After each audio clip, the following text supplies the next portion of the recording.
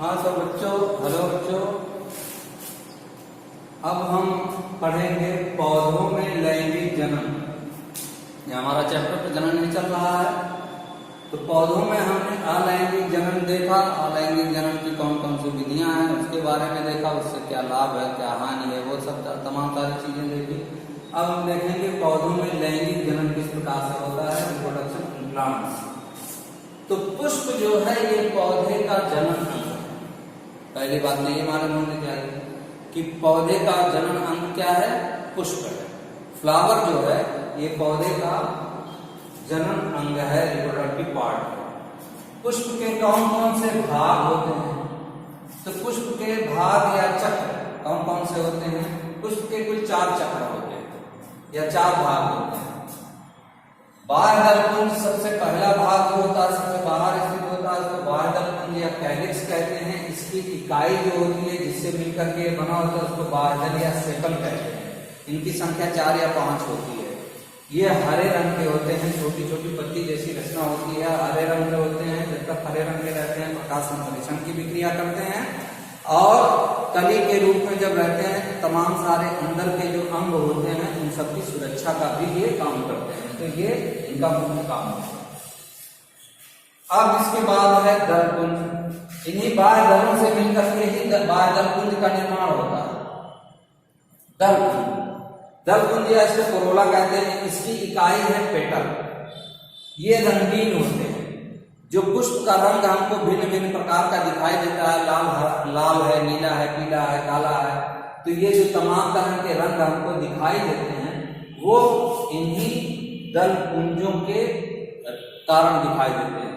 तो इसकी इकाई जो है दल होती है। ये भी संख्या में 4 या 5 या 6 होते हैं या 5 के गुणन में भी हो सकते हैं, जैसे गुलाब वगैरह में होते हैं।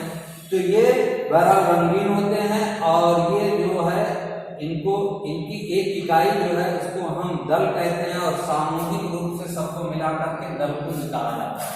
ये रंगीन होते हैं और ये परागण में सहायक होते हैं, परागण की क्रिया में सहायता करते हैं। परागण क्या है ये आपको बाद में आगे चल करके बताया जाएगा। इसके बाद तीसरा जो चक्र है, तीसरा भाग जो है वो पुंगंग है या इसको एंड्रोसियम कहते हैं। ये इसकी इकाई जो है वो पुंकेसर है, स्टेमेन कहलाता है। ये पुष्प का नर जननांग अंग है। पुष्प का कैसा है? नर जननांग है। और पुष्प का नर जननांग है। इसकी संरचना के बारे में अगर हम देखें तो परागकण की रचना जो होती है, क्या हम पुंकेसर जो होते हैं वो इस तरीके से इनकी संरचना बनी होती है। ये पुंकेसर और पुंकेसर में एक तंतु होता है, फिलामेंट या तंतुगत धागे जैसी रचना होती है, इसको पुतंग कहते हैं। ऊपर जो होता है खुली हुई रचना होती है, इसको कहते हैं परागकोश। और परागकोश के अंदर ही इसके अंदर क्या बनते हैं? इसी के अंदर बनते हैं परागकण। और परागकण जो है ये पुष्प का नर युग्मक है। नर युग्मक कहलाता है। पुष्प का नर युग्मक क्या है? नर युग्मक परागकण। ये इसकी संरचना हो जाती है। अब इसके बाद चौथा भाग है जायांग या गाइनीशियम, इसको कहते हैं। गाइनीशियम जो होता है इसकी इकाई जो होती है इसको स्त्री केसर या कार्पेल कहते हैं। ये एक या बहुत सारे कार्पेल से मिलकर के बना होता है। ये पुष्प का मादा जनन अंग है। मादा जनन अंग जो होता है इसकी संरचना अगर हम देखेंगे तो ये एक कार्पेल की संरचना ऐसे होगी। ये इसके 3 पार्ट होते हैं। ये है वर्तिकाग्र और ये पार्ट है बीच का जो है उसको वर्तिका कहते हैं। और ये खुला हुआ भाग होता है ये अंडाशय का। अंडाशय के अंदर ओव्यूल या बीजांड होते हैं। क्या होते हैं बच्चों? बीजांड होते हैं। ये बीजांड के अंदर अंड कोशिका होती है। क्या होती है? अंड कोशिका। और अंड कोशिका जो है यही पुष्प का मादा युग्मक, मादा युग्मक, ये मादा युग्मक इसके अंदर अंकुश परागकोश के अंदर परागकण, परागकण जो है वो नर युग्मक कहलाता है। यह है एक स्त्री केसर की समस्या, स्त्री केसर ये समझना। अब ये तो हो गया, 4 पार्ट हो गया इसके। बाह्यदल कुंड जो बाह्यदल से मिलकर के बना होता है, इनकी संख्या 4-5 होती है। ये पहले हरे रंग के होते हैं, प्रकाश संश्लेषण की भी क्रिया करते हैं और सुरक्षा का भी काम करते हैं।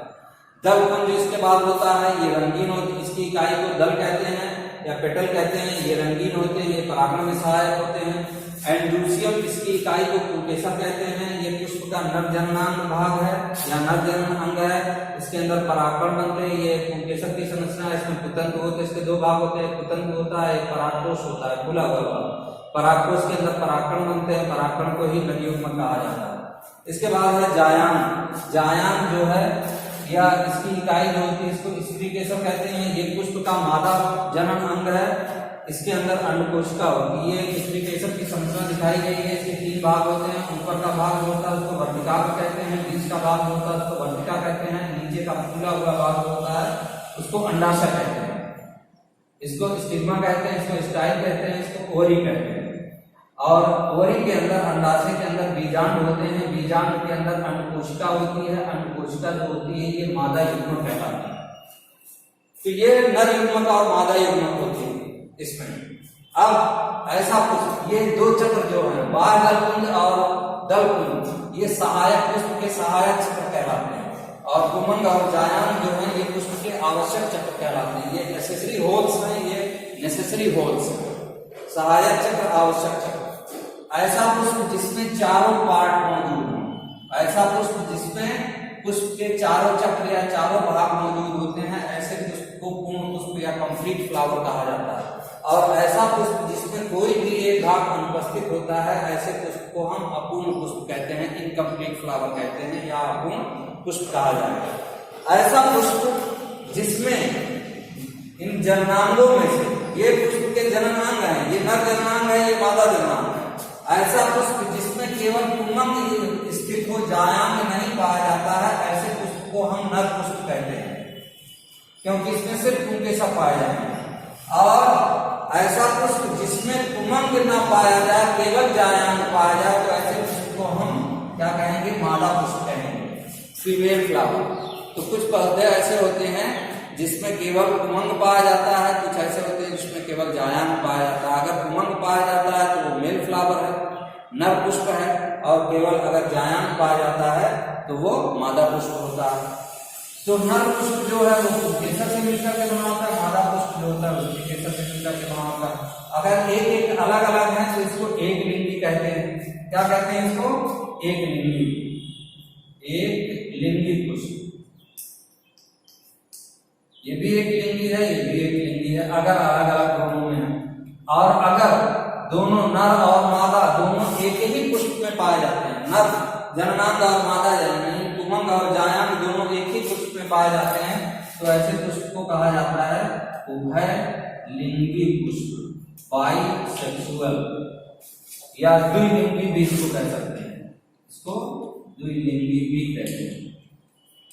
तो द्विलिंगी या उभयलिंगी, एक लिंगी जिसमें नर और मादा में से केवल एक ही पार्ट उपस्थित हो, एक ही भाग उपस्थित हो, उमंग हो या जायांग हो तो वो एक लिंगी होगा। और अगर उमंग है तो वो नर पुष्प होगा, जायांग है तो वो मादा पुष्प होगा। और अगर उमंग और जायांग दोनों एक ही पुष्प में है तो ऐसे पुष्प को हम उभयलिंगी या द्विलिंगी पुष्प जो है वो कहते हैं। अब एक चीज और समझ लीजिए यहाँ थोड़ी सी बात, कि ये जो पुष्प है, इन पुष्पों में ये पुष्प जो है, पुष्प के जो नर भाग है और पुष्प का जो मादा भाग है, परागकोश और जो स्त्री केसर, परागकोश के अंदर जो होता है अर्धसूत्री विभाजन होता है। क्या होता है? अर्धसूत्री विभाजन। और अर्धसूत्री विभाजन के कारण से, अर्धसूत्री विभाजन, अर्धसूत्री विभाजन से क्या होता है कि एक कोशिका जो होती है, एक कोशिका, जिसको मातृ कोशिका कहते हैं, मातृ कोशिका, ये मातृ कोशिका विभाजित होकर के कितने भागों में बढ़ जाती है? 4 भागों में बढ़ जाती है। मातृ कोशिका में गुणसूत्रों की संख्या 2n होती है, यानी इसमें गुणसूत्र 2 गुने होते हैं। और जो नई कोशिकाएं बनती हैं, 4 नई कोशिकाएं बनती हैं, इनको कहते हैं संतत कोशिका या इसको कहते हैं पुत्री कोशिका, पुत्री कोशिका, डॉटर सेल। और हर एक डॉटर सेल में गुणसूत्रों की संख्या जो होती है वो आधी रह जाती है। इसमें गुणसूत्रों की संख्या 2n है, तो इसमें गुणसूत्रों की संख्या जो होगी वो n हो जाएगी। जैसे हमारे शरीर में 46 गुणसूत्र पाए जाते हैं, लेकिन जब नर युग्मक और मादा युग्मक जो बनेंगे, जैसे नर युग्मक जो है वो शुक्राणु है, मादा युग्मक जो है वो अंड कोशिका है, तो अंड कोशिका में भी 23 गुणसूत्र होते हैं और जो शुक्राणु होता है उसमें भी 23 गुणसूत्र होते हैं। तो जब शुक्राणु और अंड कोशिका दोनों मिलते हैं तो गुणसूत्रों की संख्या 23 46 फिर 2 गुनी हो जाती है। तो इसलिए इसमें अर्धसूत्री विभाजन होता है। ये जो पुंकेसर है या परागकोश जो था उसमें भी क्या नाम है, अर्धसूत्री विभाजन होता है। और अंडाशय के अंदर जो अंडा या अंड कोशिका बनती है, ये भी अर्धसूत्री विभाजन के द्वारा बनती है, क्योंकि आगे चल करके ये नर युग्मक और मादा युग्मक दोनों मिलेंगे, निषेचन की क्रिया होगी और तब जाकर के बीज का निर्माण होगा, जिसमें गुणसूत्रों की संख्या 2 गुनी हो जाएगी। ये इसके बारे में जानकारी। अब एक चित्र हम पुष्प का देखेंगे, जिसमें पुष्प का क्या नाम है, एलएस या उसकी खड़ी काट होगी, पुष्प की खड़ी काट, तो उसके बारे में हम अध्ययन करेंगे। उसके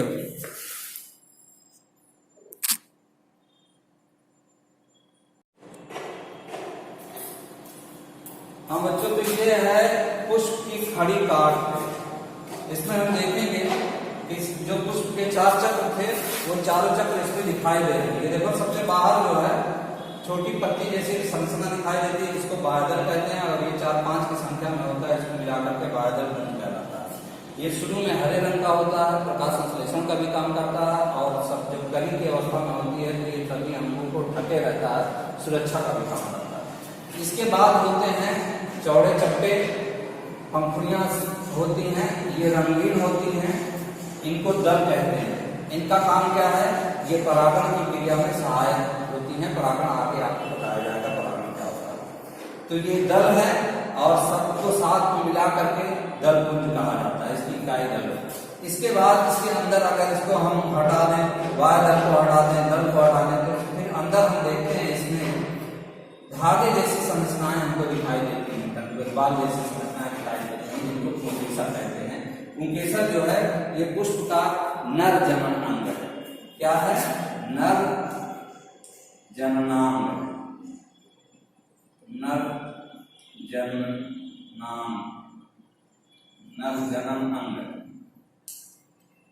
नर जनन, पुष्प का नर जनन। इसके 2 भाग होते हैं, एक धागे जैसी संरचना होती है, इसको कुतंत्र कहते हैं, और उसके ऊपर का हिस्सा जो होता है वो फूला हुआ होता है, इसको परागकोश कहते हैं। तो परागकोश और कुतंत्र दोनों को मिलाकर के पुंकेसर कहा जाता है। पुंकेसर के 2 भाग होते हैं, कुतंत्र और परागकोश। परागकोश के अंदर परागकण बनते हैं, परागकण जो होते हैं इसको नर युग्मक कहा जाता है। परागकण जो बनते हैं या अर्धसूत्री विभाजन की क्रिया द्वारा बनते हैं, जो मैंने अभी आपको बताया। तो अर्धसूत्री विभाजन की क्रिया द्वारा परागकण जो होते हैं वो परागकणों का निर्माण होता है, ये नर युग्मक कहलाता है। अब अगर इसको भी हटा दें तो सबसे अंदर का भाग जो होता है वो हमको दिखाई देता है स्त्रीकेसर के रूप में। इसके 3 पार्ट होते हैं। ऊपर का भाग जो होता है वर्तिका कहलाता है, बीच का लंबा भाग होता है वर्तिका कहलाता है, और नीचे का फूला हुआ भाग होता है अंडाशय कहलाता है। अंडाशय के अंदर अगर इसकी खड़ी काट रहे हैं तो अंडाशय के अंदर हम देखेंगे कि इसमें बहुत सारे बीजांड होते हैं। बीजांड में अंड कोशिका होती है। अंड कोशिका जो होती है ये पुष्प का मादा युग्मक है, और ये स्त्रीकेसर जो है ये पुष्प का मादा जनन अंग है। मादा जनन अंग है पुष्प का। स्त्रीकेसर पुष्प का कौन सा अंग है? मादा जनन अंग। और इसी मादा जनन अंग के अंदर ही बीजांड के अंदर जो होता है अर्धसूत्री विभाजन इसके अंदर भी होता है अंडाशय की क्रिया के द्वारा अंडाशय में, और अंडाशय के अंदर अर्धसूत्री विभाजन की क्रिया के द्वारा जो होता है अंड कोशिका का निर्माण होता है। इसमें भी अर्धसूत्री विभाजन की क्रिया जो होती है वो भाग लेती है। तो ये इसके 3 पार्ट है, वर्तिका, कवर्तिका, अंडाशय। इसको स्टिग्मा कहते हैं, इसको स्टाइल कहते हैं, इसको कोरी कहते हैं, और बीजांड को ओव्यूल कहते हैं। और ये एग सेल होती है और इसको फीमेल गैमीट कहते हैं। ये था इसका पूरा संरचना। क्या नाम है कि जो पुष्प है उसकी अगर खड़ी काट दी जाए तो उसमें भी हमको ये चारों चीजें जो होती हैं नजर आती हैं। 2 चीज और रह गई। पुष्प जिस शाखा या जिस डाली या शीर्ष पर जुड़ा होता है, लगा होता है, जिस डंठल से, उसको पुष्प वृंत कहते हैं। पुष्प वृंत का छोर जो होता है, अग्रस्त छोर जो होता है, वो थोड़ा सा फूला हुआ होता है, जहां से पुष्प के ये तमाम सारे पार्ट लगे रहते हैं, उसको पुष्पासन या थैलमस कहते हैं। तो ये पुष्प की खड़ी काट थी। कभी कभी इसके चित्र के बारे में भी पूछ लेता है। अब हम पढ़ेंगे परागण क्या है और परागण कितने प्रकार का होता है।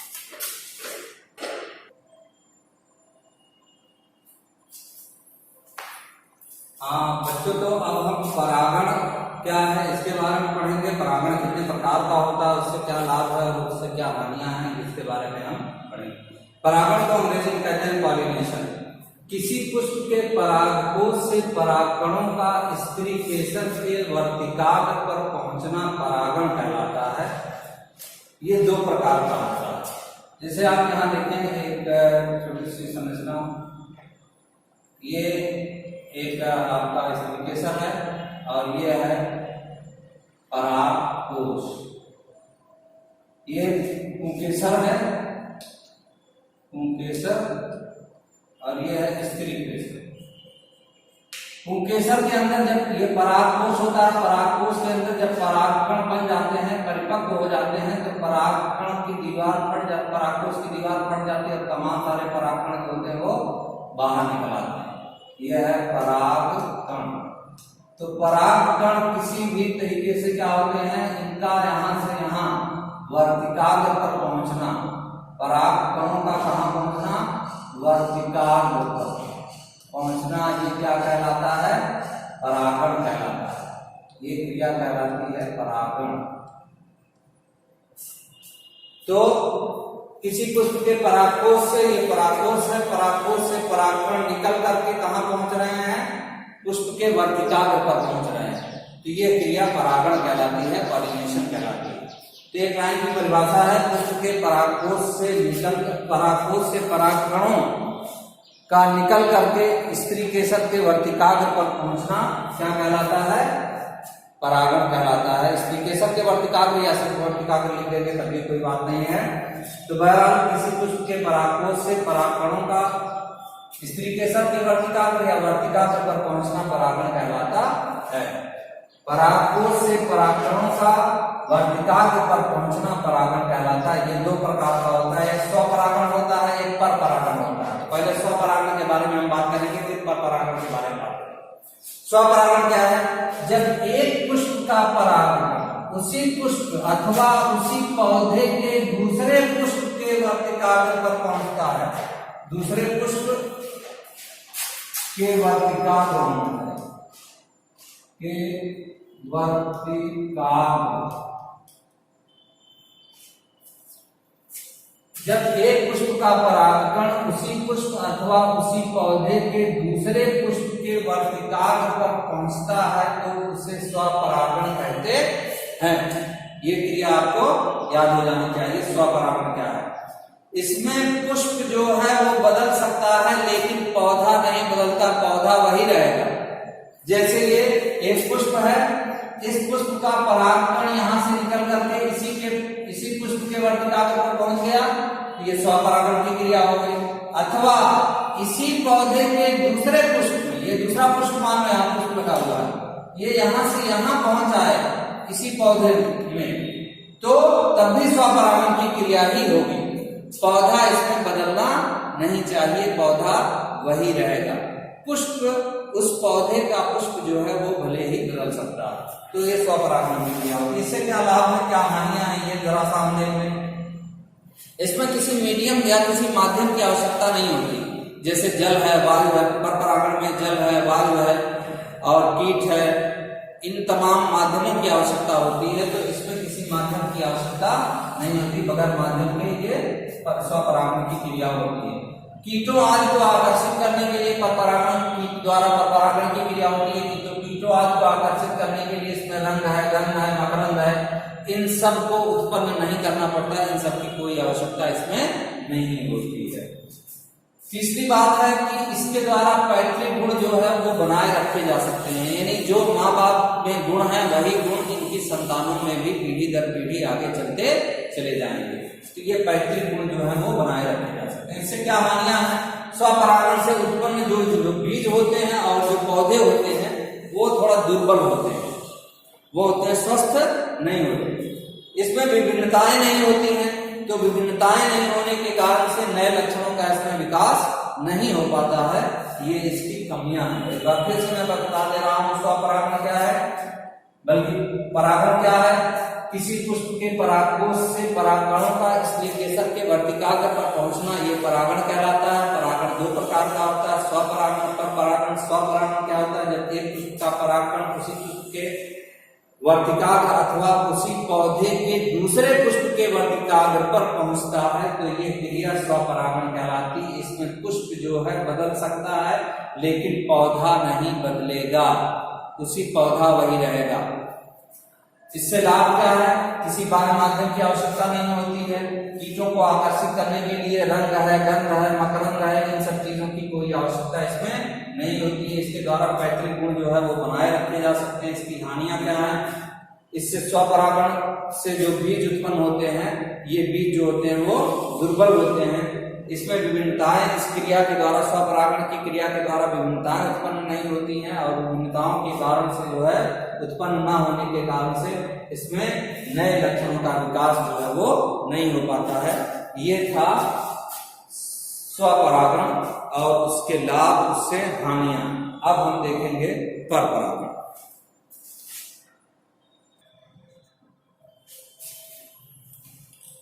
हाँ बच्चों, तो ये है परपरागण। अभी स्वपरागण के बारे में मैंने बताया आपको, अब ये है परपरागण।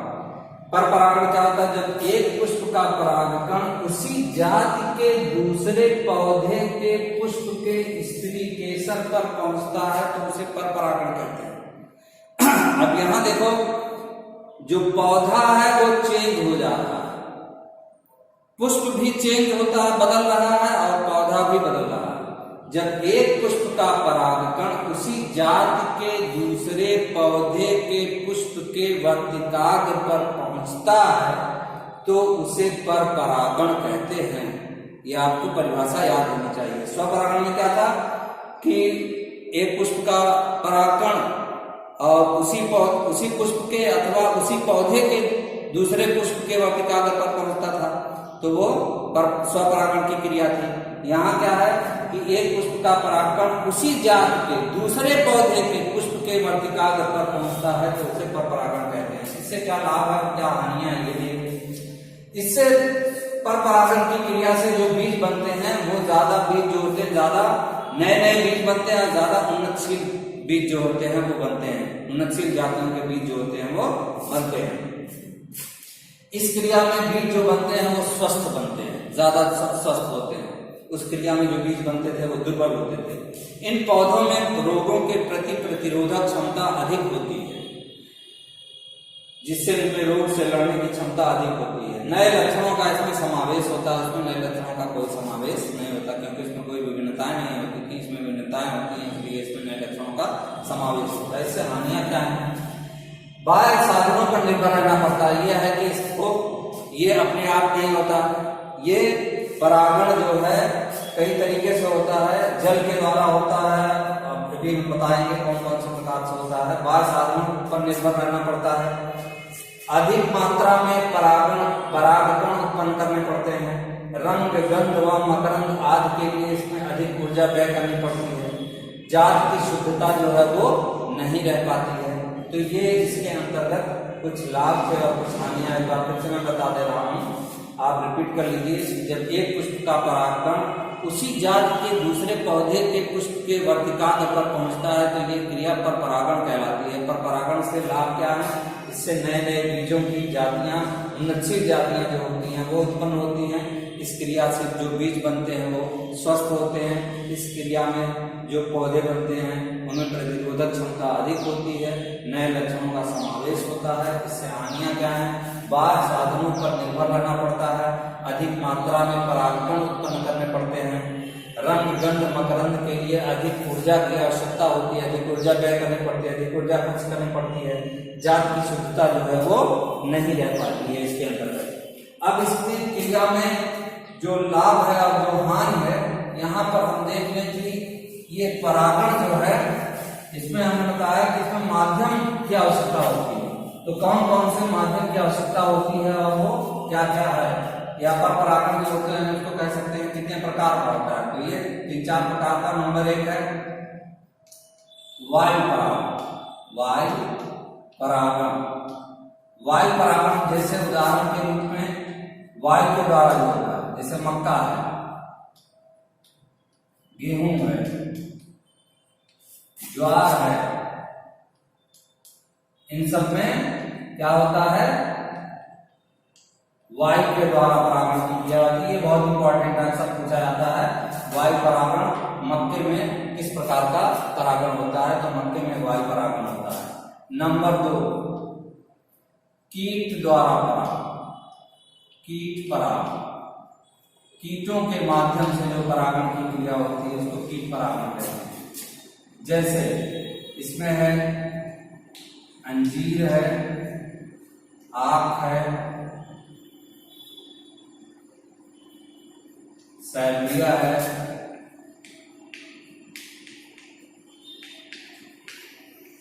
इन सब में कीटों के माध्यम से जो है परागण की क्रिया होती है। तीसरा है जल परागण। जल परागण, जो जल में पौधे पाए जाते हैं उसमें जल परागण की क्रिया होती है। जैसे उदाहरण के रूप में ये उदाहरण है, उदाहरण में देखें वेलिसनेरिया, वेलिसनेरिया, हाइड्रा, अरे हाइड्रिला, हाइड्रिला, ये जलीय पौधे हैं। इनमें क्या होता है? जल के द्वारा परागण की क्रिया होती है। एक और जान जाइए, कीट परागण, वो जंतु परागण। जंतु परागण, जंतुओं के द्वारा, जंतुओं के द्वारा जो जंतु परागण की क्रिया होती है, इसके अंतर्गत जो है जंतु परागण में बहुत सारे ऐसे जंतु होते हैं जैसे पक्षी है और घोंघा है, इनके द्वारा परागण की क्रिया होती है। इन जंतुओं के द्वारा परागण की क्रिया होती है।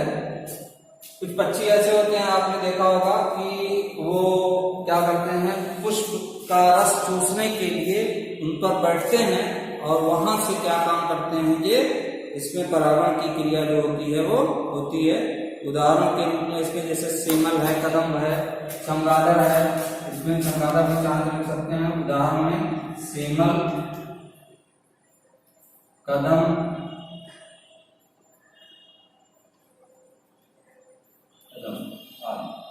इन पौधों में जंतु परागण की क्रिया होती है। तो वायु द्वारा क्या होता है, आपने मक्के में देखा होगा, मक्के का पौधा देखा होगा, तो मक्के का पौधा जो होता है लंबा सा होता है, ऊपर उसके जो होता है पुष्प होता है, वो नर पुष्प होता है, और नीचे जो उसे जहाँ बालियां लगी रहती हैं उसमें देखेंगे तो लंबी लंबी वर्तिकाएं जो होती हैं वो लटकती रहती हैं। तो ऊपर जब हवा चलती है तो वहां से बहुत सारे परागकण नीचे गिरते हैं और वर्तिका के ऊपर पहुंचते हैं और परागण की क्रिया वायु द्वारा होती है। इसी तरह से गेहूं ज्वार आज भी कीटों के माध्यम से अंजीर है, इसमें गुडर वगैरह भी आ सकता है, सैलरिया है, इसमें कीट जो होते हैं इसके अंदर घुस जाते हैं और वो उनके पंखों में, उनकी टांगों में परागकण चिपक जाते हैं। तो जब एक पौधे से ये दूसरे पौधे में जा करके उसका रस और दूसरी चीजें चूसते हैं तो वहां पर ये परागण की क्रिया जो होती है वो होती है कीटों में, जल के माध्यम से। जैसे हाइड्रिला है, वेनिस्टेरिया है, इसमें जब इसके परागकण परिपक्व हो जाते हैं तो परागकण जो होते हैं वो निकल आते हैं, परागकोश से निकल आकर जल में तैरने लगते हैं और जल से तैर करके क्या करते हैं, दूसरे पौधे के पुष्प के वर्तिकाग्र पर पहुंच जाते हैं और परागण की क्रिया हो जाती है जंतुओं द्वारा। जैसे पक्षी है और इसमें घोंघा है, इसमें चमगादड़ भी आप देख सकते हैं। तो ये क्या काम करते हैं, अपना भोजन ग्रहण करने के लिए क्या करते हैं, मकरंद है और दूसरी चीजों को रस चूसने के लिए क्या करते हैं, पक्षी वगैरह, घोंघा है, चमगादड़ है, ये सेमल है, कदम है, इस तरह के जो पौधे होते हैं उनमें जंतु परागण की क्रिया जो होती है वो इनके द्वारा होती है। इनकी चोंच के माध्यम से या इनकी टांगों के माध्यम से जो होता है वो जंतु परागण की क्रिया होती है। तो ये था आपका परागण के बारे में हमने देखा। और पौधों में लैंगिक प्रजनन पुष्प के बाद देखिए, परागण की क्रिया देखिए, परागण किसे कहते हैं, परागण कितने प्रकार का होता है, स्वपरागण, पर परागण, दोनों से लाभ क्या है, दोनों से हानियां क्या है, पर परागण किन किन माध्यमों से होता है। ये दो इम्पोर्टेंट चीजें हैं। एक सैलरिया में किस प्रकार से परागण की क्रिया होती है, सैलरिया में कीट परागण होता है, ये इम्पोर्टेंट है। और मक्का में किस प्रकार से परागण होता है, तो मक्का में वायु परागण होता है। ये दोनों बहुत ही इम्पोर्टेंट है, इसको आप याद रखें। तो ये था तमाम क्या नाम है, पुष्प के बारे में और परागण के बारे में। अब हम निषेचन और बीज कैसे बनता है, फल कैसे बनता है, इसके बारे में नेक्स्ट वीडियो में हम मिलेंगे और उसमें वो उसके बारे में हम डिस्कस करेंगे। तो अगर मेरी वीडियो आपको पसंद आ रहा है तो मेरे वीडियो को लाइक करें, सब्सक्राइब करें, दूसरों में शेयर करें और ज़्यादा से ज़्यादा आप पढ़ाई लिखाई पर अपने सेहत का ध्यान रखते हुए पढ़ाई लिखाई पर ज़्यादा से ज़्यादा ध्यान फोकस करें। Thank you.